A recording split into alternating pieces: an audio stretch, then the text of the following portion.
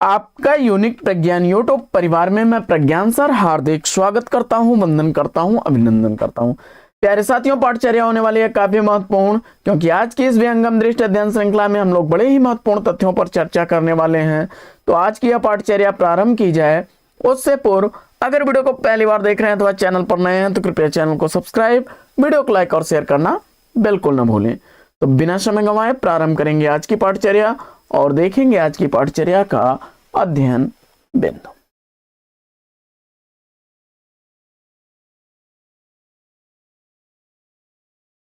तो सबसे पहले देखते हैं छप्पय छंद को। छप्पय छंद रोला मात्रिक छंद और उलाला अर्ध मात्रिक छंद के योग से बनता है। छप्पय को विषम मात्रिक और संयुक्त छंद भी कहा जाता है। वास्तव में इस छंद में 6 चरणों के प्रथम 4 चरण रोला के, 2 चरण उलाला के होते हैं। पहले 4 चरणों में 24-24 और अंतिम 2 चरणों में 26-27 या 28-28 मात्राएं होती हैं। आइए छंदों के भेद को देख लेते हैं। तो छंद मुख्यतः वर्णिक और मात्रिक 2 भेद होते हैं छंदों के। वर्णिक छंदों में इंद्र वज्रा, शालिनी और उपेंद्र वज्रा, ये 3 छंद 11 वर्णों के होते हैं। वहीं शार्दूल विकृणित 19 वर्णों का छंद होता है। द्रुत विलंबित तोटक 12 वर्णों का होता है। मालिनी छंद 15 वर्णों का होता है।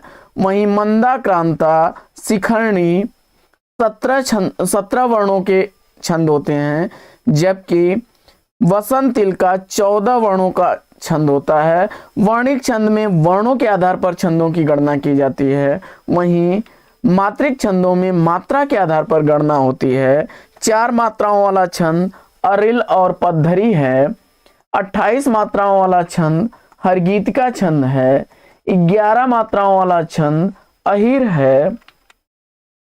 12 मात्राओं वाला छंद तोमर है। 16 मात्राओं वाला छंद चौपाई है। 24 मात्राओं वाला छंद रोला है। 26 मात्राओं वाला छंद गीतिका छंद है। वहीं 31 मात्राओं वाला छंद वीर या आला छंद है। अर्धमात्रिक छंदों में बरवय, दोहा, सोरठा और उलाला आते हैं। मिश्र छंदों में कुंडलिया है, जिसमें दोहा और रोला होते हैं। विषम छंदों में सवैया है और छप्पय में रोला और उलाला होते हैं। इसके अलावा दंडक छंद भी होता है। साथियों, आगे बढ़ते हैं और आगे चर्चा कर लेते हैं अनुप्रास अलंकार के भेद पर।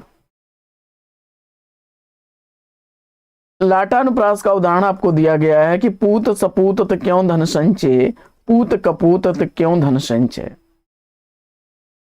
आगे बढ़ते हैं और अनुप्रास अलंकार के भेदों में लाटानुप्रास, छेकानुप्रास, वृत्त्यानुप्रास, अत्यंतानुप्रास और श्रुत्यानुप्रास, ये भेद हैं अनुप्रास अलंकार के। जब वर्ण की आवृत्ति वृत्तियों के अनुसार हो वहां पर वृत्त्यानुप्रास होता है। जब कोई वर्ण 2 बार आए तो वहां पर छेका होता है। इसी तरह से जहां एक ही वर्ग के स्पर्श व्यंजन वर्णों की आवृत्ति हो वहां पर श्रुत्यानुप्रास होता है। और चरण के अंतिम वर्ण या वर्णों में समान स्वरों या व्यंजनों की आवृत्ति होती है वहां अंत्यानुप्रास होता है। जबकि लाटानुप्रास में समानार्थक शब्दों या वाक्यांशों की आवृत्ति होती है, किंतु अन्वय करने पर अर्थ में अंतर हो जाता है। आगे बढ़ते हैं और रीत काल के नामकरण पर कर लेते हैं चर्चा। रीत काल के नामकरण में रीत काव्य नाम दिया है रीत काल का ग्रियर्सन महोदय ने। तो अंधकार काल नाम दिया त्रिलोचन ने। कला काल कहने वाले रमाशंकर शुक्ल रसाल भगीरथ मिश्र जी हैं। वहीं रीत काल कहने वाले जॉर्ज ग्रियर्सन आचार्य रामचंद्र शुक्ल हैं। जबकि अलंकृत काल कहने वाले मिश्र बंधु हैं। वहीं श्रृंगाल काल आचार्य विश्वनाथ प्रसाद मिश्र ने कहा है। रीत काल के प्रवर्तक और उसके प्रशोस्ताओं में आचार्य विश्वनाथ प्रसाद मिश्र ने कृपाराम को प्रवर्तक माना है 1541 ईस्वी समय काल, और नगेंद्र ने केशव दास को माना है 1555 से 1617 तक का समय काल। शुक्ल जी ने चिंतामणि को माना है 1643 के आसपास के काल। कृपाराम को कालक्रम की दृष्टि से, केशव दास को रचनाकार व्यक्तित्व की समृद्धि की दृष्टि से और चिंतामणि को रीत की अखंड परंपरा चलाने की दृष्टि से रीत काल का प्रवर्तक माना जाता है। यानी कृपाराम को कालक्रम की दृष्टि से, केशव दास को रचनाकार के व्यक्तित्व की समृद्धि की दृष्टि से और चिंतामणि को रीत की अखंड परंपरा चलाने की दृष्टि से रीत काल का परंपरा का प्रवर्तक माना गया है। और विश्वनाथ प्रसाद मिश्र ने कृपाराम को, नगेंद्र ने केशव दास को, शुक्ल जी ने चिंतामणि को माना है। आगे बढ़ते हैं और सूफी संप्रदायों को देख लेते हैं। सूफी संप्रदायों के में चिश्ती संप्रदाय, जिसके आदि प्रवर्तक ख्वाजा अबू इशाक सामी और ख्वाजा अबू अब्दाल चिश्ती थे। भारत में इसका प्रवर्तन ख्वाजा मोइनुद्दीन चिश्ती ने किया। समय काल 12वीं शताब्दी रहा। सोहरावर्दी संप्रदाय, शेख सिहाबुद्दीन सोहरावर्दी इसके प्रवर्तक थे और शेख बहाउद्दीन जकारिया ने भारत में इसका प्रवर्तन किया। समय काल 13वीं शताब्दी है। कादरी संप्रदाय, शेख अब्दुल कादिर गिलानी ने इसका प्रवर्तन किया था और भारत में बंदगी मोहम्मद गौस ने 15वीं शताब्दी का उत्तरार्ध है भारत में।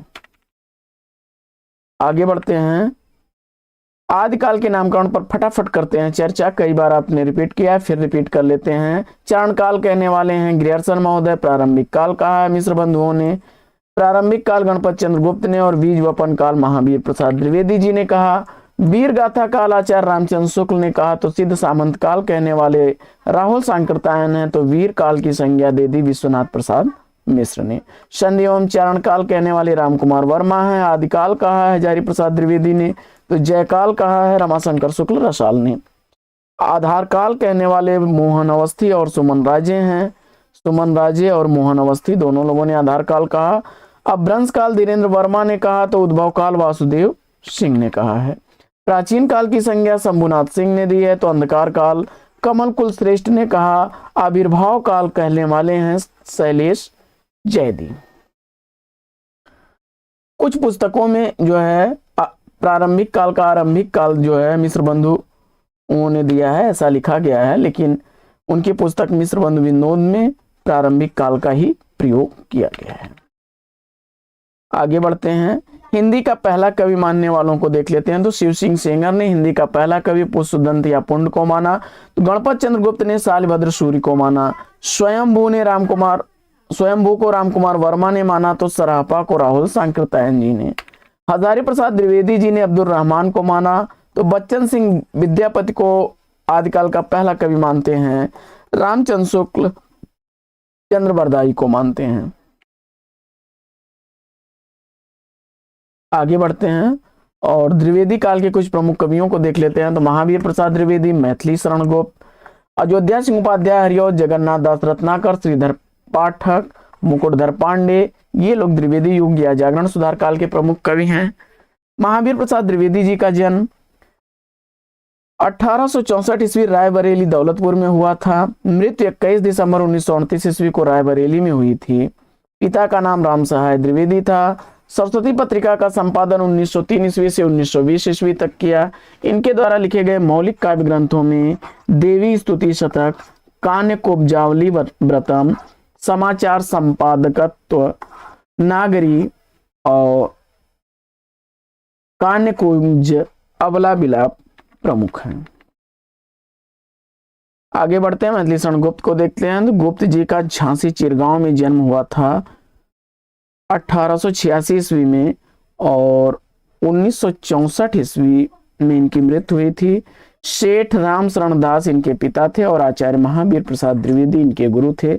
इनके द्वारा लिखे गए प्रमुख काव्य ग्रंथों में साकेत, पंचवटी 1925 ईस्वी, रंग में भंग 1909 ईस्वी का, विष्णुप्रिया 1957 ईस्वी, जयद्रथ बध 1910 ईस्वी, भारत भारती 1912 ईस्वी का है, यशोधरा 1930 ईस्वी का, द्वापर 1936 ईस्वी का, जबकि जय भारत 1952 ईस्वी का है। आगे बढ़ते हैं और आगे चर्चा कर लेते हैं हम लोग भारतेंदु युग या पुनर्जागरण काल पर। तो भारतेंदु युग के प्रमुख कवियों में भारतेंदु हरिश्चंद्र, बद्री नारायण चौधरी प्रेमगन, प्रताप नारायण मिश्र, जगमोहन सिंह, अंबिका दत्त व्यास और राधा कृष्ण दास, ये प्रमुख हैं। भारतेंदु हरिश्चंद्र जी का जन्म 1850 ईस्वी में काशी में हुआ था और 1885 ईस्वी में इनकी मृत्यु काशी में हुई थी। पिता गोपाल चंद्र उर्फ गिरधर दास थे। राजा शिव प्रसाद सितारे हिंद इनके विद्या गुरु थे। इन्होंने कवि वचन सुधा, हरिश्चंद्र मैगजीन और बाला बोधनी पत्रिकाओं का संपादन किया। इनके द्वारा लिखे गए प्रमुख काव्य ग्रंथों में वेणुगीत, प्रेम फुलवारी, मधुमुकुल, विजय वल्लरी, सतसई श्रृंगार, वर्षा विनोद, प्रेम मालिका, प्रेम सरोवर और भक्त सर्वस्व प्रमुख हैं। आगे बढ़ते हैं और रीत काल के रीत सिद्ध कवि बिहारी लाल को देखते हैं। तो इनका जन्म 1595 ईस्वी वसुआ गोविंदपुर ग्वालियर में हुआ था। केशव राय इनके पिता थे। निरंजन इनका दत्तक पुत्र था, गोद लिया हुआ। नर हरिदास इनके गुरु थे। निम्बार्क संप्रदाय में दीक्षित थे और जयपुर नरेश महाराज जय सिंह या जय शाह आश्रयदाता थे। और फिर इनकी पत्नी अनंत कुमारी और पुत्र राम सिंह के भी इनके आश्रयदाता थे। सतसई इनका ग्रंथ चर्चित ग्रंथ है। बिहारी हिंदी साहित्य के रीत काल के अंतर्गत उनकी भावधारा को आत्मसात करके भी प्रत्यक्ष आचार्य तत्व को प्राप्त। आगे बढ़ते हैं और कुछ रचनाकारों की जन्मस्थली देख लेते हैं।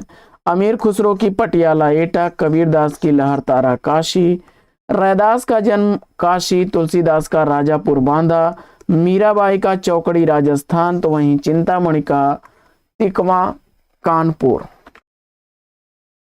इसके बाद बढ़ते हैं आगे और बिहारी का बसुआ गोविंदपुर ग्वालियर, भूषण का तिकवा कानपुर, मुंशी इंसा अल्लाह खां का लखनऊ में जन्म हुआ था। सदा सुखलाल नियाजी का प्रयाग में, श्याम सुंदर दास का काशी में, बद्री नारायण चौधरी प्रेमगन का मिर्जापुर में, श्रीधर पाठक का जोधरी आगरा में, मैथिली शरण गुप्त का चिरगांव झांसी में, नंदुलारे वाजपेयी जी का मगरायर उन्नाव में हुआ था। भारतेंदु हरिश्चंद्र जी का जन्म बनारस में हुआ था। तो राम कुमार वर्मा का सागर मध्य प्रदेश में, फणीश्वर नाथ रेणु का औराई हिंगना मिथिला में हुआ था। रामधारी सिंह दिनकर का सिमरिया घाट बिहार में हुआ था। हजारी प्रसाद द्विवेदी का उज्ज्वलिया बलिया में हुआ था। सुमिंद्रा नंदन पंत का कौसानी अल्मोड़ा में हुआ था। अयोध्या सिंह उपाध्याय हरियौद का निजामाबाद आजमगढ़ में, केदारनाथ सिंह का बलिया उत्तर प्रदेश में, महादेवी वर्मा का फर्रुखाबाद उत्तर प्रदेश में, राम नरेश त्रिपाठी का कोयरीपुर जौनपुर में, बाल मुकुंद गुप्त का गुड़ियानी रोहतक हरियाणा में, शिव प्रसाद सितारे हिंद का काशी में, रामविलास शर्मा का ऊंच गांव उन्नाव में और माखनलाल चतुर्वेदी का बम्बई गांव होशंगाबाद में हुआ था। आगे बढ़ते हैं। नामवर सिंह का जन्म जीयनपुर चंदौली, भगवती चरण वर्मा का सफीपुर उन्नाव, मुक्तिबोध का राजानंद गांव मध्य प्रदेश, देवकी नंदन खत्री का मुजफ्फरपुर बिहार, चंदन शर्मा गुलेरी जयपुर राजस्थान में जन्मे थे। तो यशपाल फिरोजपुर छावनी उत्तर प्रदेश में, अमृतलाल नागर गोकुलपुरा आगरा में, केदारनाथ अग्रवाल बांदा उत्तर प्रदेश में और राहुल सांकृत्यायन का जन्म आजमगढ़ में हुआ था। महावीर प्रसाद द्विवेदी का रायबरेली दौलतपुर में, शिव प्रसाद सिंह का जलालपुर बनारस में और विश्वनाथ त्रिपाठी का विस्कोहर सिद्धार्थ नगर में, त्रिलोचन का सुल्तानपुर उत्तर प्रदेश में हुआ था। सुभद्रा कुमारी चौहान का निहालपुर इलाहाबाद में, रामचंद्र शुक्ल का अगोना बस्ती में, अज्ञेय का कुशीनगर में, तो मिश्र बंधुओं का जन्म लखनऊ में, भिखारी दास का ट्योंगा प्रतापगढ़ में, प्रताप नारायण मिश्र का बेजे गांव उन्नाव में, बालकृष्ण भट्ट जी का जन्म प्रयाग में हुआ था तो लल्लू लाल का आगरा में, पद्माकर का बांदा में, देव कवि का इटावा में। तो साथियों आज की विहंगम दृष्टि अध्ययन श्रृंखला लेगी यहीं पर विराम। वीडियो अगर अच्छा लगा हो तो लाइक और शेयर कर दीजिएगा। चैनल पर पहली बार होंगे तो चैनल को सब्सक्राइब कर लीजिएगा। फिर मिलते हैं आपसे अगले वीडियो में एक नए प्रश्न, एक नया टॉपिक, एक नए अंदाज में। तब तक के लिए लेंगे आपसे विदा। आपका जीवन मंगलमय हो। वेस्ट विशेष वेस्ट आप लग। जय हिंद साथियों।